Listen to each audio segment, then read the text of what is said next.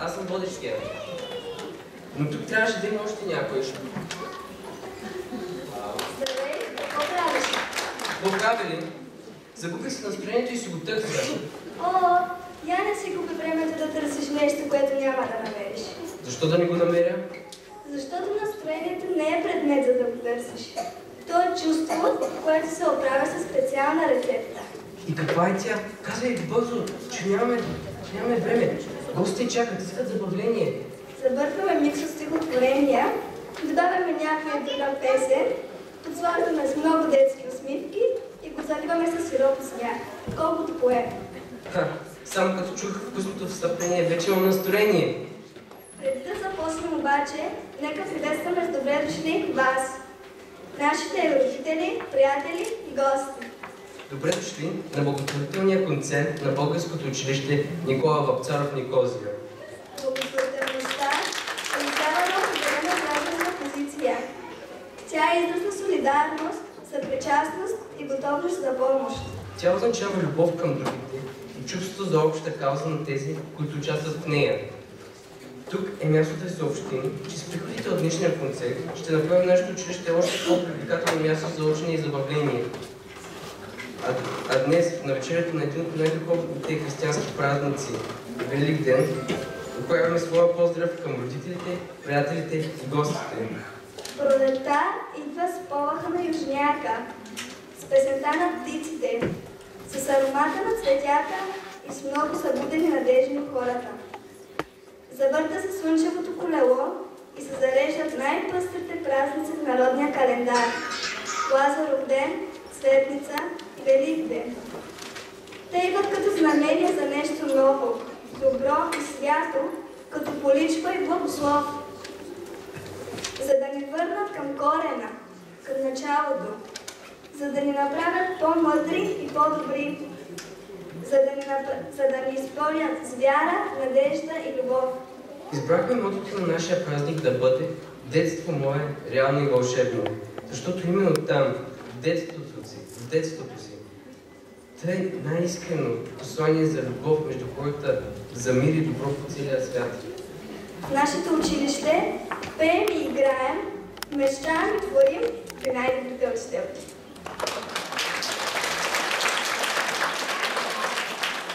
Сред нас има много млади таланти, които с удоволствие ще пеят и танцуват за вас, за да се почувствате част от един свят на красота и доброта, такъв, какъвто е светът на децата.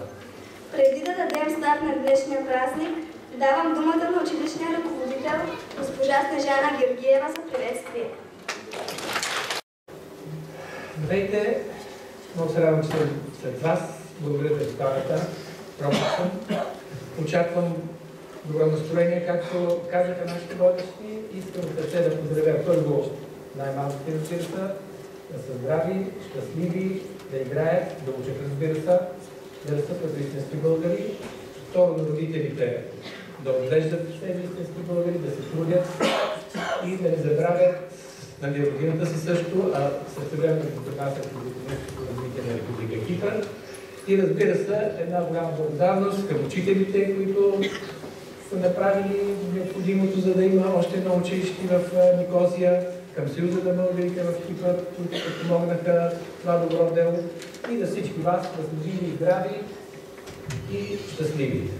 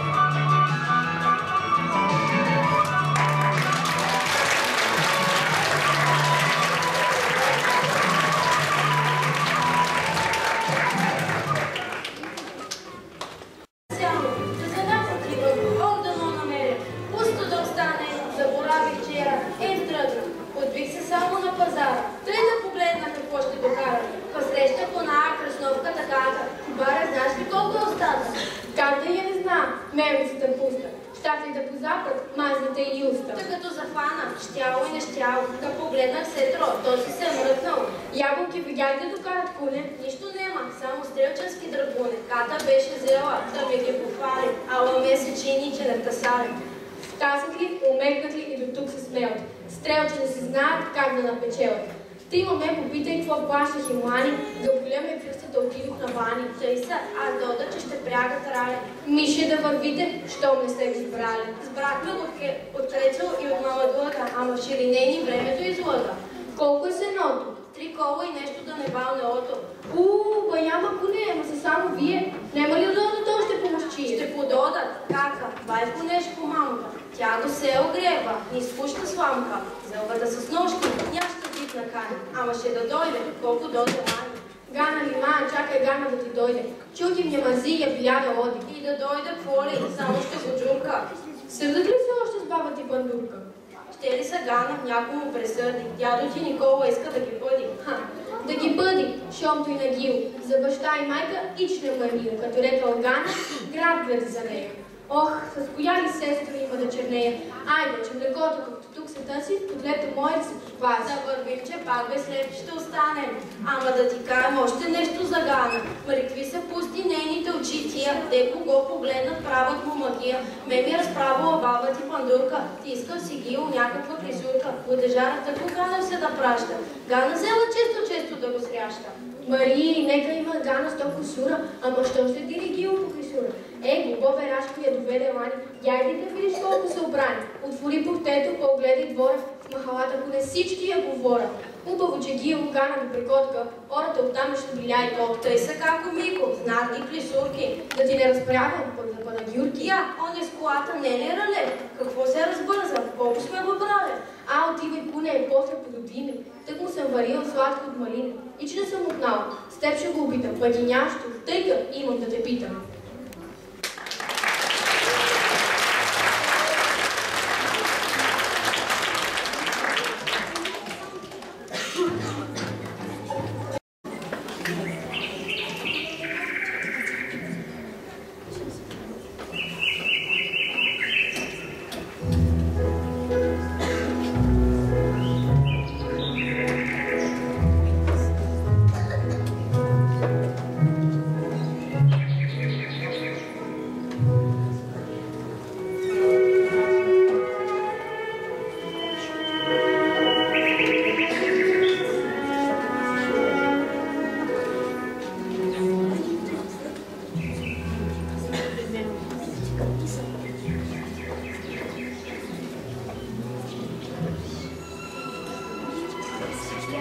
Подир дотегналата зима, пристигна пролета любима, пристигна млада променена, с пола ливадено зелена, с прозирна блуза от коприна, като разцъфнала градина, с въздушна шапка на глава, небесна чиста синева.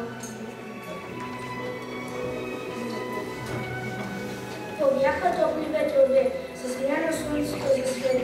От всеки храст и клони сняха, дивата ни дърци запяха. Развикаха се вън децата, заруменени от играта, и бръмна първата пчела. Добре дошла, добре дошла. Излез и погледни, какви прекрасни дни! След колони разцъфтели са птиците запели. И всеки млад листец, и всеки бял цветец към слънцето нагоре е чащица разтвори. По градове, села, добре си ни дошла. Зелена, свежа росна и пролет цветоносна.